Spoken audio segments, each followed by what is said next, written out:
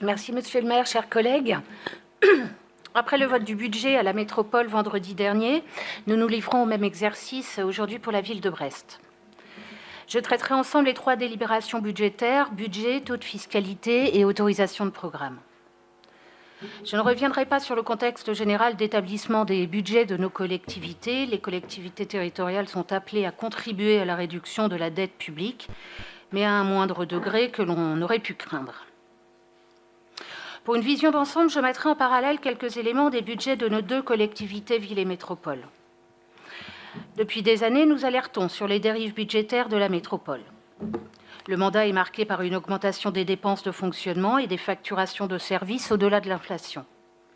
Le recours massif à l'emprunt pour financer Mon Réseau grandit nous amène inexorablement vers des indicateurs préoccupants avec un ratio de désendettement qui se dégrade au-delà des 10 ans sur le mandat pour progresser ensuite jusqu'à 12 années malgré les hausses continues de la fiscalité.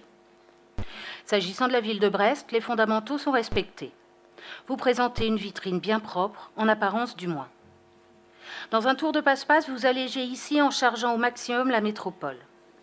Mais à force d'utiliser la métropole comme la vache à lait, cela commence à être un peu voyant. Vous avez été contraint l'an dernier, pour financer un bout du tram, d'abonder de 15 millions d'euros sur 3 ans le budget métropolitain au détriment de la ville. Voilà 5 millions d'euros annuels qui seraient fort utiles, nous le voyons aujourd'hui, pour financer ce qui, pour le coup, est de notre compétence, la rénovation et l'entretien du patrimoine vieillissant, comme le PL Sanquer par exemple. Quelques illustrations de votre politique. Alors que l'annuité de la dette ne cesse d'augmenter, à la métropole, c'est une nouvelle baisse à la ville. Les dépenses de fonctionnement progressent moins vite à la ville, 2,1% contre 2,7% à la métropole. Ce qui est possible ici ne semble visiblement pas atteignable là. Dans les 2 cas, elle reste supérieure aux prévisions d'inflation établies par la Banque de France à 1,3% pour 2025 et 1,6% pour 2026.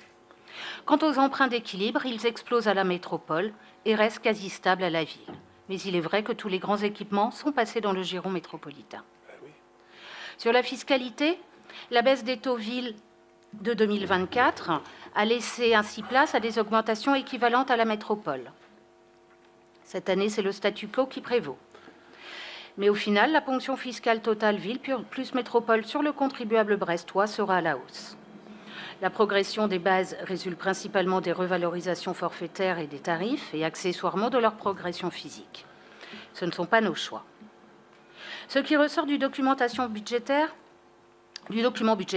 c'est que contrairement à la métropole, des marges importantes existent dans le budget de la ville de Brest. Malgré cela, vous restez en deçà des moyens, des besoins pour assurer les missions qu'attendent nos concitoyens. Nous le disons sur le plan de la sécurité, nous le voyons sur le plan du patrimoine de la ville.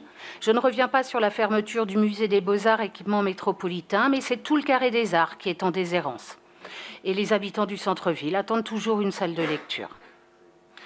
Au-delà de la belle vitrine, lorsqu'on pousse la porte de la boutique, il manque décidément beaucoup de contenu parmi les attendus par les Brestoises et les Brestois.